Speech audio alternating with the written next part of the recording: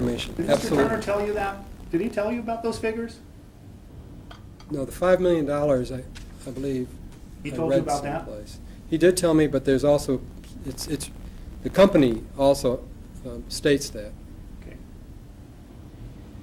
Now, you testified in the Golden Limited case, another case here in Kentucky, is that correct? That's correct. Okay. And, of course, that case, that was a criminal case. Yes, it was. Different statutes involved, but some similar principles you were looking at, I assume. Some similar, some different. Some similar, some different. That involved securities and involved mail fraud, but probably the word pyramid kind of danced in and out of that case, I assume. I'd say that's a fair representation of it. Yeah. And of course, that resulted in a conviction of the principals of the company, is that correct? I believe that's correct, yes. And there are some significant differences between what you would see. Well, first of all, you were, I assume you were not the only expert witness. I believe I was not the only expert. There were several experts, and again, I guess you probably testified on this same subject that you were here to testify on what? I looked Not at sure. incentives, sources of commission. Yes, yeah. That was a problematical company, was it not? Yes, in my analysis. One of the reasons it's a problematical company is because they paid, they were selling gold coins, were they not? That's correct. And other items. But the thrust of what they were doing was, well, they purportedly were selling gold coins, is that right? That's correct. Which basically most of us recognize as a commodity. That's correct. Basically valued at whatever is the market value of gold is probably close to the market value of a gold. There will be some small markup. American Gold Eagle or Krugerrand. There will be some small markup in there, but not a lot. So they picked a problematical product, did they not?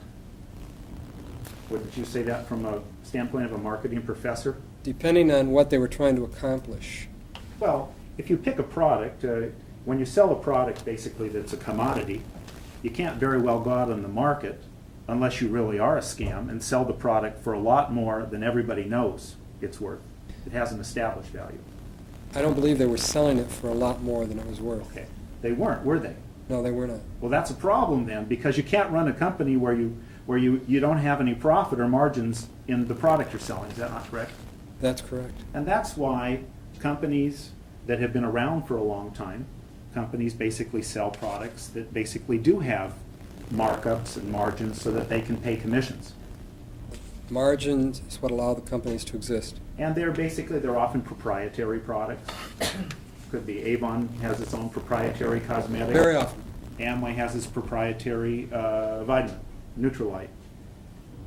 Of course, who's to say the fact that they charge 3 times as much as if you go down to the drugstore and buy a bottle of vitamin C, I guess it's up for grabs as to what the real value of that bottle of Amway vitamins is.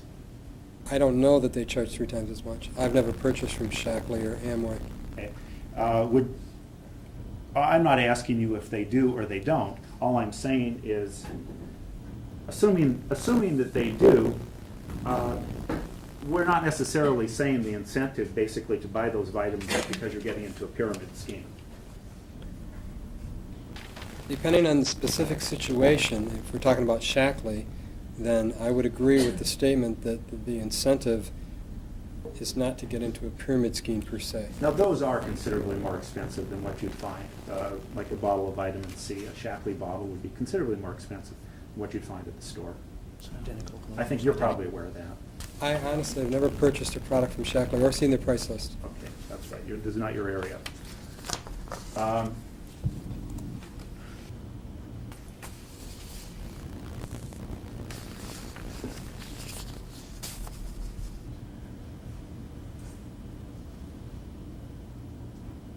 But the problem with Gold Unlimited was they picked a product that had really no promise for a profit margin, and so they couldn't pay.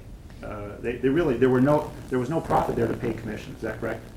They had some products that had potential for margin, but the product that they seemed to be promoting the most did not.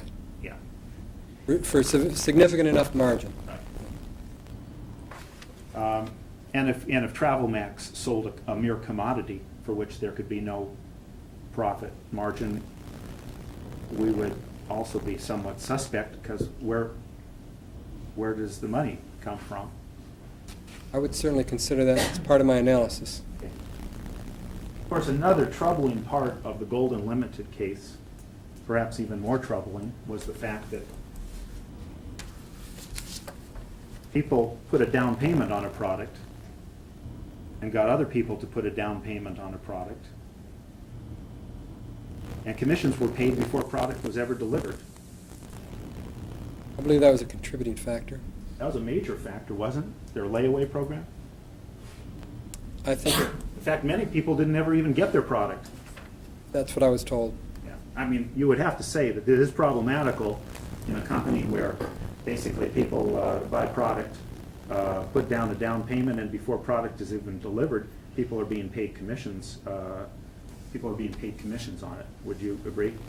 I'm not talking about buying a product and then taking some time to deliver. I'm talking about just making a partial down payment. If I may, I would agree with your characterization of Gold Unlimited as having in their primary product very low margins, and the process of people putting down payments and commissions paid before product is delivered. Were those factors important in my analysis? Yes, they were. Okay. I'm not sure if that answered your question. But. No, it does. It does. This is not a trick question. I'm just trying to see what that case was about, because it had a negative ending for the owners of the company. I'm trying to make sure, see if maybe we can differentiate that from this case. There's no evidence here that people put a down payment on a product and get other people to put a down payment on a product, and so on and so on. I'm not aware of that. No. Your Honor, I must point out that Mr. Perkins did testify that he paid for a tri-pack, that he did not receive that tri-pack in full. That evidence is in the record. Your Honor, we got one distributor with a refund problem is not exactly what I'd call. I don't think that was the basis of the injunction.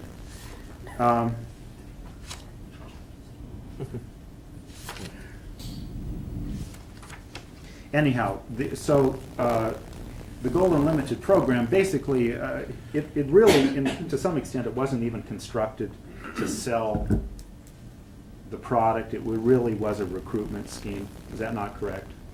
There were products, again, there were aspects of the Gold Unlimited in my analysis that actually were what I would characterize as retailing of products with potential margin.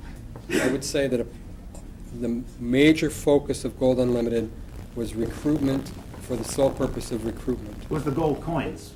Yes. That's what drove Gold Unlimited. The down payments, the layaway program on gold coins that may or may not ever got delivered, but people got paid commissions. That was the main. A product for which there was basically no profit in it to begin with. That's what drove the growth. And in reality, it was just a Ponzi scheme, because in that type of a program, you required new money coming in to pay old. Is that correct? I'm not familiar with the technical definition of a Ponzi scheme, but I would agree with the fact that new money is coming in to pay commissions. And that happens when you don't have real products. I mean, that can happen when you don't have real products. One thing. Or you don't have real margins. Or you don't have real margins. Okay. And in the end, you got nothing to show for it. I mean, you don't necessarily have gold coins in the hands of people. You don't have products in the hands of people. It's not going anywhere. Depending on where you are in the organization, you may or may not have anything to show for it. You may have a lot to show for it. Okay.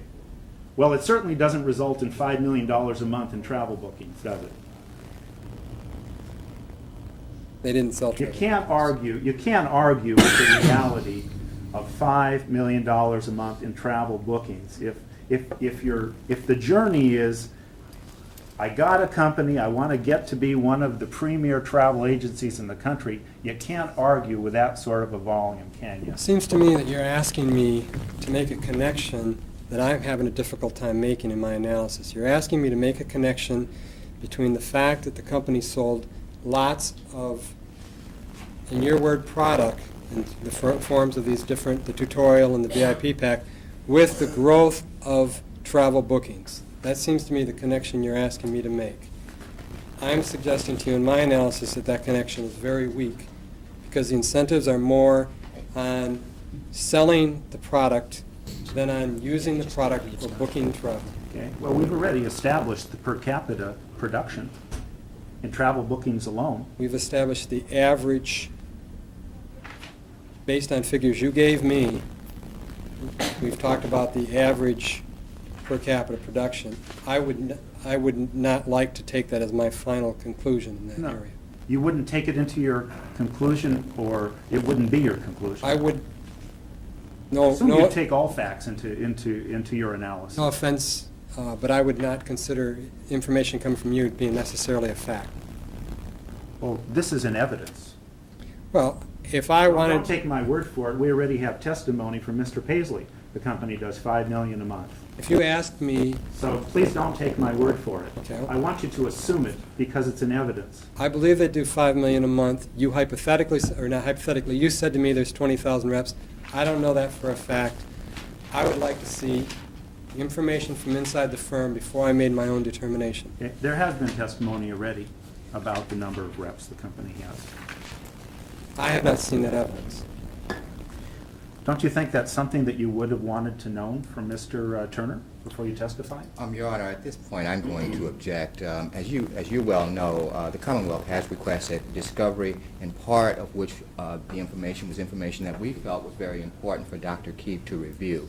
As you well know, because of the timing of this matter and motions made by plaintiffs, some of that discovery has not been forthcoming. Now, quite frankly, we feel that touting this number of $5 million per month in travel bookings is somewhat misleading, because the question that we're looking at here is what are the amounts. If this is a relevant question, the inquiry should be what is the amount of travel bookings arranged in the Commonwealth of Kentucky, if that is to be a question relevant to this inquiry. Well, as you well know, when we asked that question of their so-called expert, Mr. Paisley, he simply came to Kentucky with knowing he's coming to testify about activity occurring in Kentucky, but chose not to have that information with him for whatever reason. Okay. The problem is there's, first of all, does it matter? I mean, that's what experts have to testify about. Do the legitimate sales of business matter? Secondly, there was some evidence or explanation offered that it takes time to catch up, bookings to catch up with agents. That was something I remember from back before. I understand that you don't have all the discovery, and as this litigation commences on the final merits at some point in time, you will obviously have all that discovery. But you got to keep in mind that you're asking for a full judgment here, and then let's have the case. I mean, you've got the restraining order. You're wanting to keep it in place. Right. So, I've got to give them a lot of leverage here to try to demonstrate that let's at least have the trial before we lose the case. And I understand what you're saying. If this is being done out there and consumers are being damaged, it ought to stop now, and we can prove it. But I can't be too sympathetic right now to the fact that you haven't gotten total discovery. Because, Your Honor, I think the point that we're making is that the characterization that counsel is making of the evidence of record is incomplete. And I think what I hear Dr. Keefe saying... well, it was testified to. Somebody did get on the stand and testify. It may be, you may find out in discovery that it was totally wrong, or it was misleading the way it was testified to, or something like that. But he's not talking about something that wasn't testified to. They did bring somebody in here to Yes. say this is what we've done. And that's partial information, and I constantly hear the witness saying, I would need further information to reach my own conclusion on those matters. And I don't know what his objection is, Your Honor. He can do whatever he wants on redirect. I'm just trying to find out. We're all on a journey here, looking for his analysis. They put him on. I'm just trying to find out what sort of things a marketing professor would think are important to take into account. All right, you may proceed.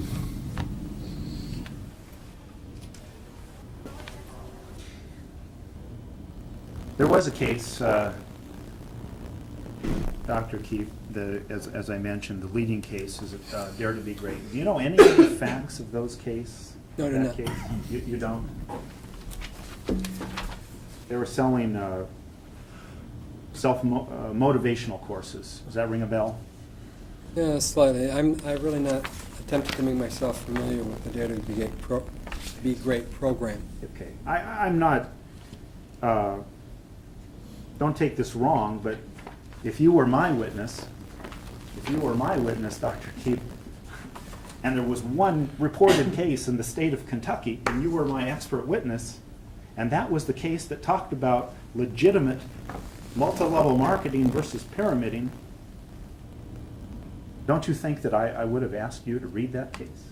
I don't know what you would have asked. You're not prepared, fully prepared, in terms of giving your opinion. Would you say your testimony really has got to be regarded as incomplete, not having looked at the one and single and leading case? Your Honor, I'm going in to Kentucky? object again. The witness has already testified that he is not here to express any legal opinion.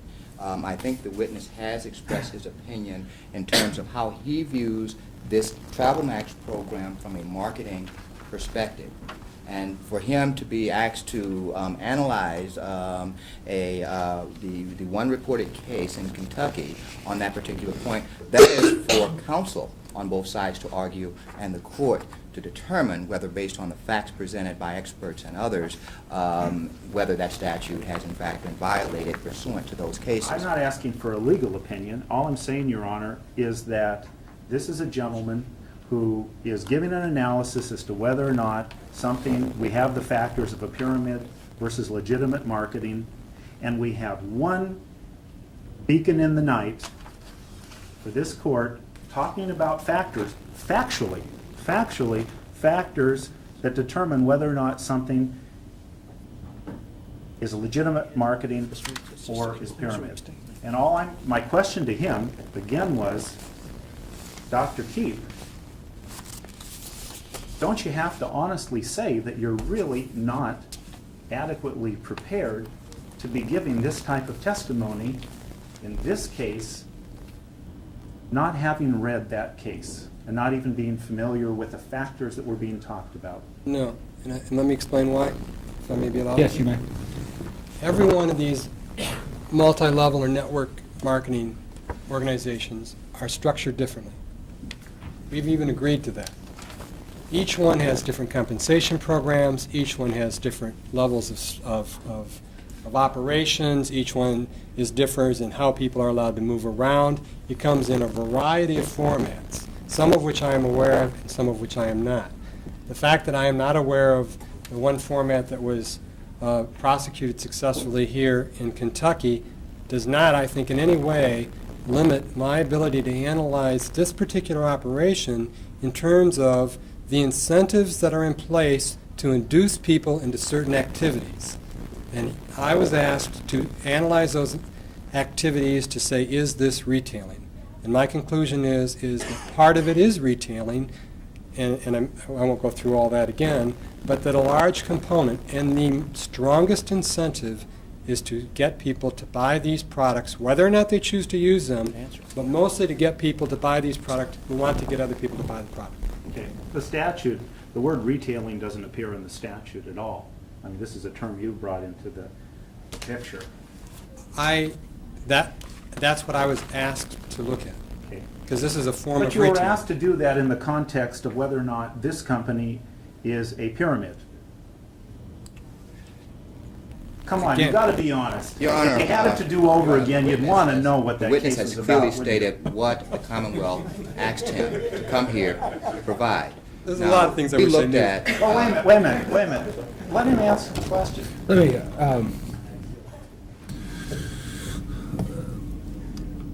what were you specifically asked to come here and tell us whether this was retailing or not? What I was asked to do, they said, we have a situation here that we think might be a pyramid scheme. They claim to be a legitimate retailer. We would like you to look at this and see if this is retailing. And if there's aspects of it that you don't consider to be retailing, we'd be interested in that. Okay, so you're saying that there are aspects that you don't consider to be retailing. There are some. There are strong incentives that are not retailing. Yes, It's sir. more in recruitment. But you're not giving an opinion that that violates any statute or that it's a pyramid or anything of that sort. Is that, That's am I correct, correct? Your Honor. All right. And he can't. Let me ask you a question. I was wondering this earlier. Here, go ahead, Hannah. When you work for a company, you know, in marketing, I believe that was part of your history. Yes, sir. Aren't you required, I mean, it just seems to me to make sense that you would need to know what is legal and what is not. I know you're not lawyers, but, I mean, like, you wouldn't say, we can make twice more on this if we fill it with air halfway or something, you know, then, I mean, something's got to go off in your mind that, yeah, we'll also go to prison if we, you know, if we do that. Don't you have to know something about the law in the area in terms of giving advice to a company on this marketing scheme is legit or it's not? Absolutely. I think you do have to know something about the law depending on the kind of advice you're giving. I mean, if you're advising people on how to train people, that's different than advising people on how to price their product, because there are some pricing laws that could violate that. Or if you're advising people on hiring practices, or advising people on how to make up advertisements. Right. I'm looking at this from a compensation standpoint in terms of retail activity. I'm aware of what I consider to be, I'd like to rephrase it. I'm aware of methods of compensating retail employees. Mhm. And it's my general belief in business that employees will act in directions that you compensate them most. They will engage in those activities where they get the most compensation. And I think, although I don't have that with me right now, I think I could provide evidence of that. So what I look for here is this is a company that says, we are a retailing firm. And multi-level marketing or network marketing is a form of structuring a sales force. So this is all about a sales force. So I looked at the compensation programs that are associated with the activities of the sales force. And there are all kinds of legal issues I suppose you could get into, but Is it also more than that? Are these also consumers of the company? I mean, yeah, initially? they could be consumers, they could be retailers, wholesalers. Because, as I mentioned up on the board, I won't use your time up, but they can engage in any one of those activities. I mean, I'm just trying to, Right. this is very important I- to a lot of people in this Absolutely. I wanna be room on clear. both sides of this courtroom, and I'm just trying to make sure I understand it at least as clearly as I'm capable of, which may not be too clearly. Go ahead. I'm sorry. Yeah, I guess all I was saying is, you've acted as an expert witness only one other time, is that right? That's correct. Yeah, okay, so you're new in this business. New. Okay. But if you were my witness in this case, and you hadn't read this most important guideline about what was going on here, then one of us should be fired. Wouldn't you agree? I would not agree.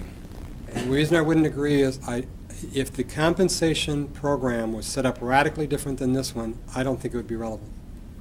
Uh-huh, but we don't even know about it, do we? Because we didn't read it. That's Be that's helpful. correct. It'd be- I did not read it. So we could learn from it. But I didn't need Would to we make the not? comparison, because I was only interested in this compensation program. Well, you can How am I learn- going to, you can how am I learn going to more learn? from- oh, go ahead. How am I going to learn from something that's so dissimilar? In other words, if it's a similar operation, maybe I could learn something from it.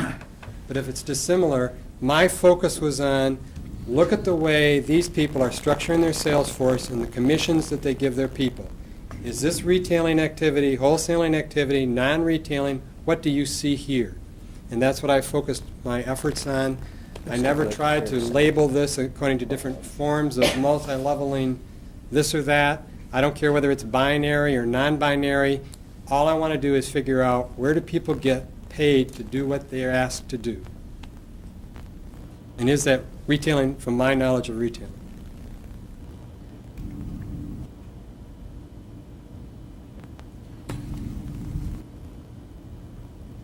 I want to interject again if you don't mind while you're waiting. Can't the incentive for the company be totally different than the incentive for the distributor?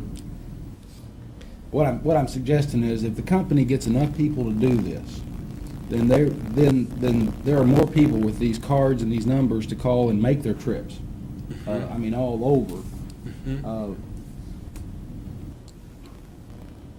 I mean, I guess I'm just saying that, and particularly if, and I don't know how the compensation, I'm still trying to figure out how it all works, but particularly if down the line distributors are paying the incentive to the new distributors, or the new distributor paying the old distributors, the company's still getting its message out. It's still getting it, we're there to book travel for you, or we can book travel for you without buying 30 minutes during the Super Bowl to advertise that we're here in competition with somebody else or something. Yes, John, I think, to get back to your original point, I think that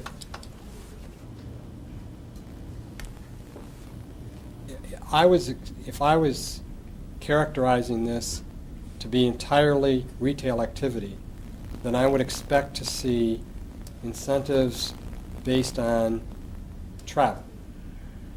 That these people are being paid and encouraged to get people to travel specifically through TravelMax.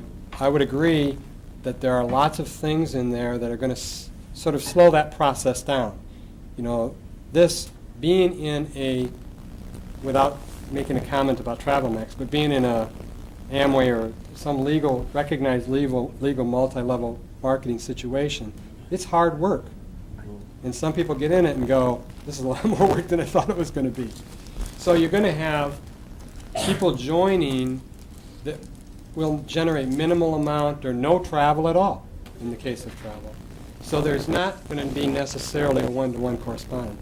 But I would expect that if the company was ultimately interested in travel, that the bulk of the commissions and the bulk of the activity would be to get people to travel. Okay, I don't want to revisit this too much again, but of course that assumes, you're making the assumption without any evidence that the company doesn't regard and doesn't have as its plan also the interest in selling its VIP getaway products or its tutorials as are sold in the Wall Street Journal, Robb Report, and other places. That's the assumption you're making. You just plain ignore their other products and you write them off as if they're of no value, of no consequence, and the end justifying factor is travel bookings. Isn't that correct? No. I didn't write them off as being of no value. In fact, earlier you asked me if I thought these had value, and I said they do. I think they do have value. I said I could not, I think the marketplace should determine that value. I can't put a number on it. So I think they are selling, there is a product that's associated, that is part of this process that has value. It's not valueless. I had no evidence in what I looked at regarding outside activities to sell this product in terms of, you know, maybe the company selling, just not going through any multi-level at all, just do you want to buy one of these products? I don't have any evidence of that activity, so I couldn't analyze it. If I would have had evidence, would I have analyzed it? You have evidence of other companies' activity. There are many other companies long before TravelMax that were marketing this type of a product in the marketplace. I wasn't asked to analyze those companies. Okay. I was asked to analyze this company.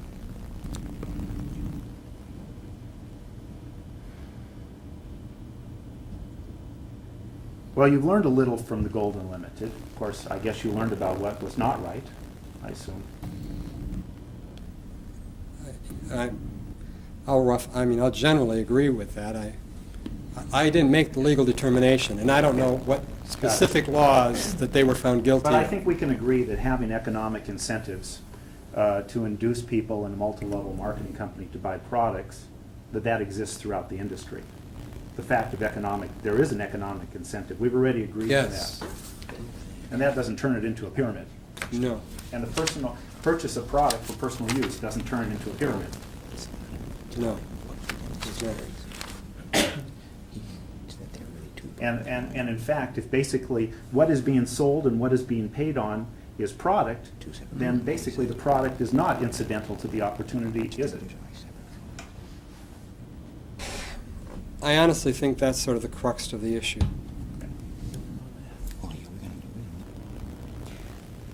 Let's learn just a little bit. I know you didn't read the Dare to Be Great case, but let's look at a few of the negative factors. I just want to know if you agree or disagree. In the Dare to Be Great case, they were selling motivational courses for $1,000. And people basically were brought in, they were taken to local resorts where they were hyped on the opportunity.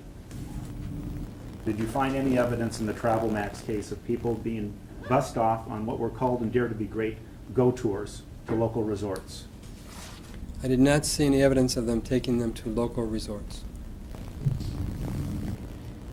In the Dare to Be Great case, the court found the program was problematical because the product was either not used or was not delivered.